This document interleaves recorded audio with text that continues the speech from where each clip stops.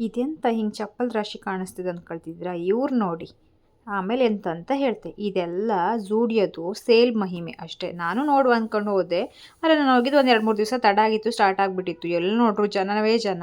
ಎಲ್ಲ ಕಡೆ ಧೂಳು ಎಬ್ಸ್ಬಿಟ್ಟಿದ್ರು, ಎಲ್ಲನೂ ತೆಗ್ದು ಬಿಸಾಕಿ. ನಾನು ಹಂಗೆ ಪಟ್ಪಟ ಅಂತ ಒಂದು 4 ಐಟಮ್ ತಗೊಂಡೆ. ಅಲ್ಲಿ ವೀಡಿಯೋ ಮಾಡ್ಕೊಳ್ಳೋಕ್ಕಂತೂ ಟೈಮ್ ಇರಲಿಲ್ಲ. ಬಟ್ ಲಾಸ್ಟಿಗೆ ಬರ್ಬೇಕಾದ್ರೆ ಒಂಚೂರು ನೋಡಿದೆ, ಇವ್ರು ಪಾಪ ತಲೆ ಮೇಲೆ ಕೈ ಹೊತ್ಕೊಂಡು ಕೂತಾರೆ. ಆಮೇಲೆಲ್ಲ ತಗೊಂಡು ನಾವು ಇಲ್ಲಿ ಬಂದು ನಿಂತು ನೋಡ್ರಿ, ಕ್ಯೂನಂತೂ ಇಷ್ಟು ದೊಡ್ಡ ದೇವಸ್ಥಾನ ಪ್ರಸಾದಕ್ಕೆ ನಿಂತಂಗೆ ನಿಂತಿದ್ರು. ನಾವು ಬಿಲ್ ಪೇ ಮಾಡಿಸ್ಕೊಂಡು ಮನೆ ಬರೋ ತನಕ ತಡ ಆಗಿಬಿಡ್ತು. ನಾನು ಎಂತೆಂತ ತಗೊಂಡೆ ಅಂತ ನಿಮ್ಗೆ ತೋರಿಸುವ ಅಂದ್ಕೊಂಡ್ರೆ ಅಲ್ಲಿ ಮಾಡೋಕ್ಕಂತೂ ಆಗಲಿಲ್ಲ. ಅದಕ್ಕಾಗೆ ಮನೆಗೆ ಬಂದ್ಕೊಂಡಾದ್ರೂ ವೀಡಿಯೋ ಮಾಡುವ ಅಂದ್ಕೊಂಡು ಮಾಡ್ಕೊಂಡೆ. ನಾನು ಸ್ವಲ್ಪ ನಮ್ಮ ಮಕ್ಕಳಿಗೆಲ್ಲವ ಬಟ್ಟೆ ತಗೊಂಡೆ. ಚೌತಿ ಹಬ್ಬ ಅಲ್ಲ, ಇದೆಲ್ಲ ನಮ್ಮ ಪುಟಾಣಿದು, ನಮ್ಮ ಪರಿ ಮಗಳದು.